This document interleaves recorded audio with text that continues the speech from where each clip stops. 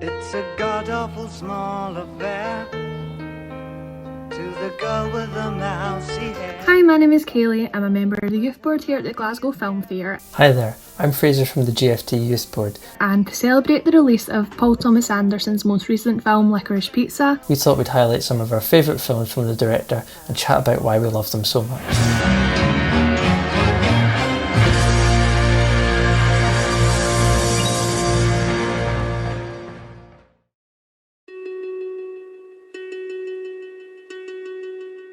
Phantom Thread, directed by Paul Thomas Anderson, is the story of dress designer Reynolds Woodcock, portrayed by Daniel Day-Lewis. The film is set in upper-class London in the mid-1950s. Reynolds is an unwavering figure who controls his lovers the same way he controls his workers, never letting them speak their mind nor interfere with his strict morning routines. His behaviour changes, however, when he meets Alma, a French waitress he meets in a cafe whilst holidaying. Reynolds is promptly fascinated by her. He concludes her body is perfect for exhibiting his dresses, and her charismatic charm both mesmerises and frustrates him. The film delves deeper into the themes of power and control as Reynolds becomes closer to Alma and reveals his unloved relationship with his late mother. I'm all for it, when I come across it. I want to go dancing. But the time is exposed in my mind. With one wild When? Right now. In this scene, we see Alma trying to persuade her now husband, Reynolds, into attending the New Year's party with her. She is almost testing him to provoke a reaction to this spontaneous proposal. Alma is becoming impatient with Reynolds' controlling personality, dominating over everything she does and says. Her only retort is to disobey. I'm going to stay right here, and I'm going to work.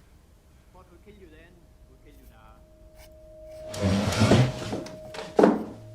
Reynolds peers over his work to glance at what Alma is doing, believing he can change her mind simply by not intervening. It is clear he still cares for her, despite her determination to abscond, forcing Reynolds to choose between the two things he loves most, Alma or his work. Reynolds cares deeply for Alma, although he rarely portrays it, neither through his body language nor in his tone when addressing her. Moments like this scene bring out the true version of whom he is, the person he does not want others to see, the person underneath the layers of pessimism and his cynical attitude. The director, Paul Thomas Anderson, wanted to present us with this moment where we draw our own interpretations of what is happening, but without the spoken word. More than 4 minutes pass without any dialogue. This scene is all about emotion and holding the audience in the moment to see deeper inside our protagonist's nature, revealing more about who he truly is to Alma. When he enters the ballroom, Reynolds is immediately excluded from the fun and colour. He is in the perimeter, isolated in the dark, and looking down into the light, where the riotous crowds are partying, having fun and cheering loudly. His eyes convey a lot of emotion, emotions we have not seen him express. The shot lingers and moves with him as he frantically searches for her in the crowd. Suddenly, he sees Alma being pushed around dangerously in the crowd, and Reynolds is immediately concerned, leaving us in no doubt of his love for her. He eventually finds Alma at the side of the dance floor, wearing the first dress he made her.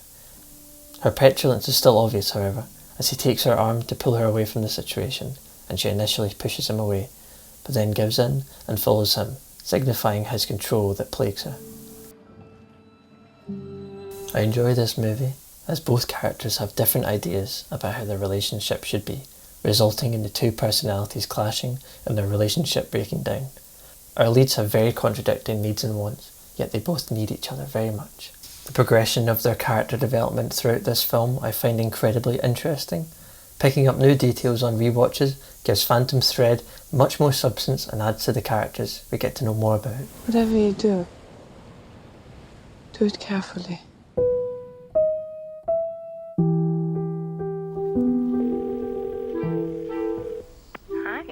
Georgia. This is Barry Egan. So what do you do, Barry? I have my own business. We have a non-breakable handle. Let me demonstrate for you. Punch Drunk Love is Paul Thomas Anderson's fourth feature-length film released in 2002. It stars Adam Sandler as Barry Egan, a shy, uncomfortable and emotionally depressed business owner dealing with the stresses of his life that include his 7 sisters, a phone extortion scam, and the hope of a budding romance with his sister's colleague Lena, played by Emily Mortimer. The film carefully balances contrasting tones and genres. It is both a romantic comedy and a thriller. It is warm and romantic, tense and uncomfortable. In his review, film critic Roger Ebert describes the film as, above all, a portrait of a personality type. Barry Egan has been damaged, perhaps beyond repair, by what he sees as the depredations of his domineering sisters. It drives him crazy when people nose into his business. He cannot stand to be trifled with. His world is entered by alarming omens and situations that baffle him. The character is vividly seen and the film sympathises with him in his extremity. The film is different to Anderson's previous films Boogie Nights and Magnolia. Both films could be described as epics, with large casts and multiple intertwining plot threads and excessive runtimes. In contrast, Punch Drunk Love is 95 minutes long and only has about 4 real characters. In interviews pre-Punch Drunk Love, Anderson mentioned wanting to make a romantic comedy.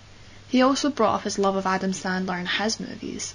Someone I'd really like to use is Adam Sandler. I just cry with laughter in his movies. The film was different for Sandler too. All of his previous films and performances were purely comedic in films such as Billy Madison and Happy Gilmore, which were widely and often rudely dismissed by critics as dim and without merit. Sandler and Anderson were connected by Tom Cruise, star of Magnolia. Anderson wanted to collaborate with Sandler and asked if he could write him a movie, to which Sandler said, okay, despite being unfamiliar with Anderson and his films at this point. When Sandler finally saw Magnolia, he began to get cold feet about the project, doubting his own acting abilities. I don't want to be in this, I'm going to ruin this movie. Eventually, Anderson went over the script with Sandler, assuring him that he would succeed in the role, and now we have Punch Drunk Love.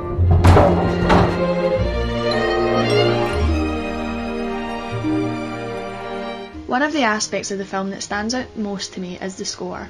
The score for the film was composed by John Brion, a previous collaborator with Anderson, having worked on the films Hard Day and Magnolia. Brion's work can also be heard in films such as Eternal Sunshine of the Spotless Mind and Lady Bird. He's also produced albums for many musical artists, including Fiona Apple and Mac Miller. The composition process for the film was unusual. Normally, scores and soundtracks are produced in the post-production period after the film has been filmed and roughly edited. But in the case of Punch Drunk Love, Brion describes it as a completely integrated process. Before the film had begun shooting, Anderson and Brion were working on the score and discussing how the themes should be integrated into the film. For the film, Anderson was inspired by old Hollywood Technicolor MGM musicals. He wanted to make a musical with no real musical numbers. These inspirations are clearly reflected in the film's score and use of colour. Hello. Lena! The main theme for the film is extremely romantic, with its 3/4 time signature and paz, it is, or almost is, a waltz, further adding to the romantic nature of the melody. All of the instruments used are very classical and light: strings, flutes, oboes, no brass.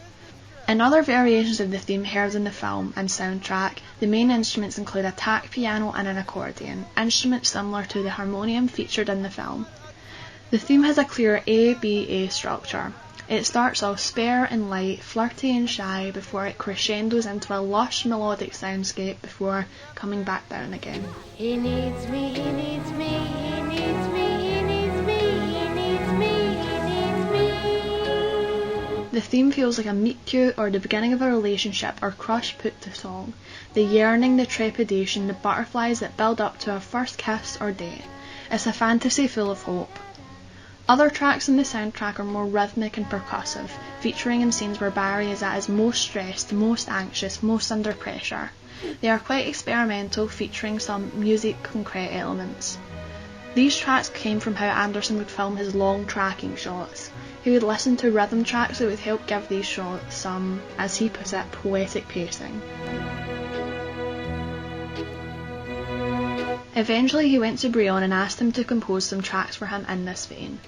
Anderson beatboxed and sang some rhythms which Brion then recorded and worked with. Ultimately, the score is incredibly effective and successful in firmly placing the audience in Barry's head. It is through the score that we are fully able to access and experience his emotional highs and lows. Reflecting on his experience making the film, Anderson said, "There was something that kind of clicked, of experimentation and independence and confidence. Guts, care and hubris all came together in a nice way, allowing ourselves to discover things or be insecure. It was a really nice moment, but it was also challenging. A lot of lessons were learned in Punch Drunk Love. To wrap up and give some concluding thoughts, Punch Drunk Love is a really special movie.